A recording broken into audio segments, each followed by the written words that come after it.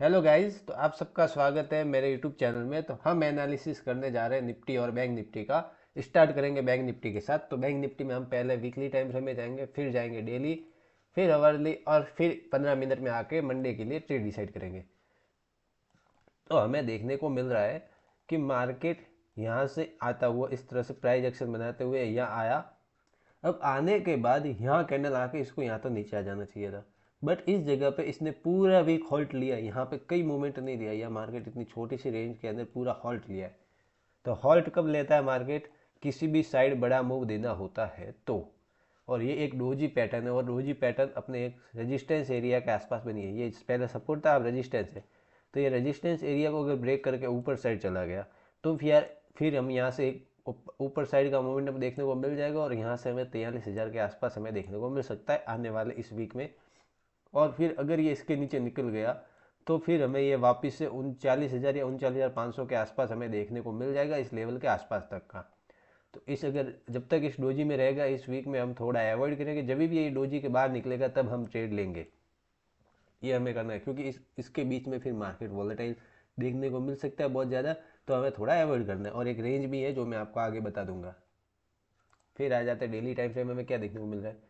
Daily time frame में हमें देखने को मिल रहा है कि यहाँ पे बहुत ज़्यादा वॉलेटिलिटी है, मतलब बहुत ज़्यादा साइडवेज है। इस तरह से आ रहा था, ऊपर गया, वापस से नीचे आया, अब यहाँ पे डब्ल्यू बनाया। मैंने कहा बोला भी था, आप नेक्स्ट वीक का वीडियो देखना है ना, संडे के आसपास तक का आपको देखने को मिल जाएगा। मैंने कहा था अगर इस जगह के आके डायरेक्ट ब्रेक नहीं करेगा, ब्रेक किया तो फिर यहाँ पे फेक ब्रेकआउट देखने को। या तो अप साइड ब्रेक करने के लिए इसको यहाँ पे थोड़ा साइडवेज होना पड़ेगा 2-3 दिन।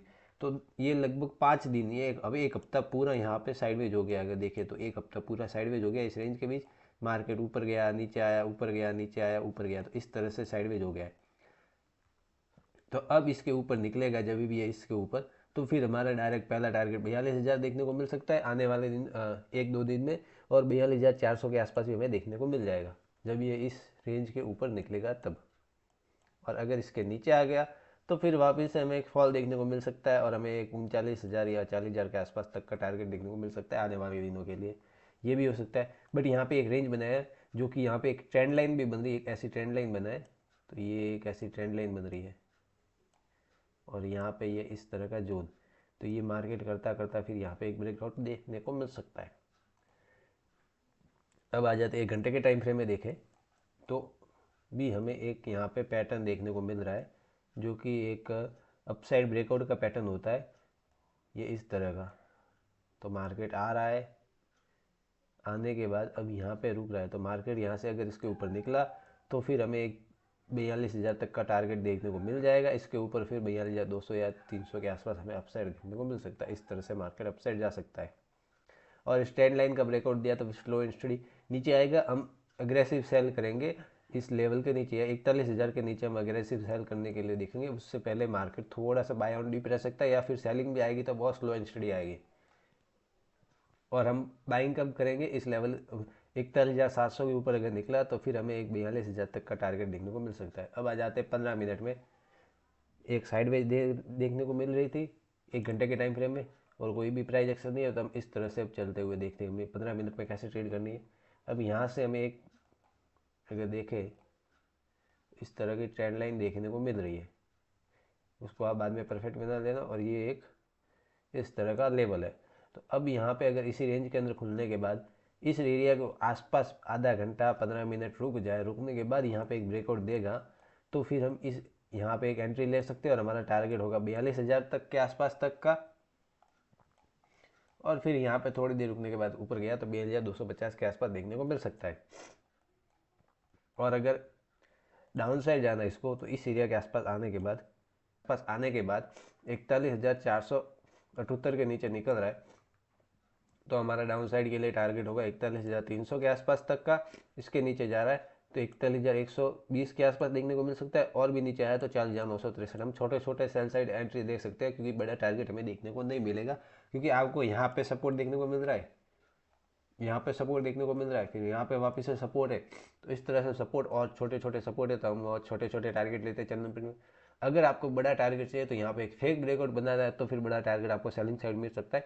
अगर ये मार्केट यहाँ से क्लोजिंग दे रहा है इसके ऊपर, और खुल यहाँ पे क्लोजिंग देते ही ऊपर नहीं जाके डायरेक्ट नीचे आ जा रहा है, तो फिर हमें यहाँ पे एक एंट्री देखने को मिल सकती है और यहाँ से फिर एक शार्प फॉल देखने को मिल जाएगा। तो फिर हमें एक बड़े बड़े टारगेट देखने को मिल सकते हैं, क्योंकि जब भी कोई भी फेक ब्रेकआउट होता है, मार्केट जब ट्रैप होते हैं, तब यहाँ पे एक बड़ा मोमेंटम सेलिंग साइड देखने को मिल सकता है। अगर इसको सेलिंग साइड बड़ा मोमेंटम देना है तो यहाँ पे ये पहले ट्रैप करेगा। ट्रैप करने के बाद अगर आपने यहाँ पे बाइंग साइड एंट्री ले ली और यहाँ पे आपका ऐसे हिट हो रहा है, तो आपको इमीडिएट सेल साइड के लिए एंट्री लेनी है और यहाँ से एक बड़ा मोमेंटम आपको देखने को मिल सकता है। इस तरह से आपको ट्रेड लेनी है।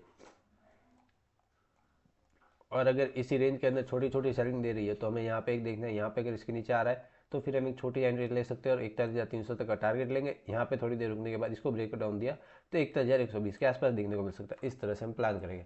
गैप अप और गैप डाउन में क्या करना है, यूजुअली गैप अप और गैप डाउन इतना खुलता तो नहीं है। अगर खुल भी जाता है तो हम सिंपली क्या, अगर गैप अप खुल जाता है और खुल के डायरेक्ट अपसाइड जा रहा है तो हम वेट करेंगे। अगर खुलने के बाद यहाँ एम पैटर्न बन रहा है तो हम सेलिंग देख सकते हैं, उसके लो ब्रेक के छोटा सा एम दिख रहा है। और अगर यहाँ में गैप अप खुलने के बाद मार्केट थोड़ा ऊपर जाके वापस से डाउन साइड आ रहा है, तब हम सेल साइड देख सकते हैं। अगर खुलने के बाद थोड़ी देर रुक जा रहा है, एक रेंज बना रह रहा है, इस 15 मिनट आधा घंटा इस रेंज में रुकने के बाद अगर ब्रेकआउट दिया तो फिर हम एक अपसाइड की एंट्री देख सकते हैं और 42,000 तक का टारगेट देखेंगे।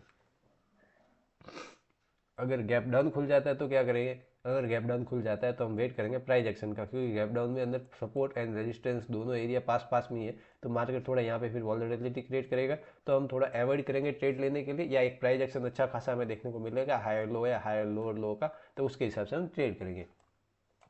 तो ये था बैंक निफ्टी का। अब आ जाते हैं निफ्टी की तरफ। तो निफ्टी में पहले हम चले जाते हैं, ये मैं लेवल साइड कर रहा हूँ और हम जाते हैं वीकली टाइम फ्रेम के हिसाब से।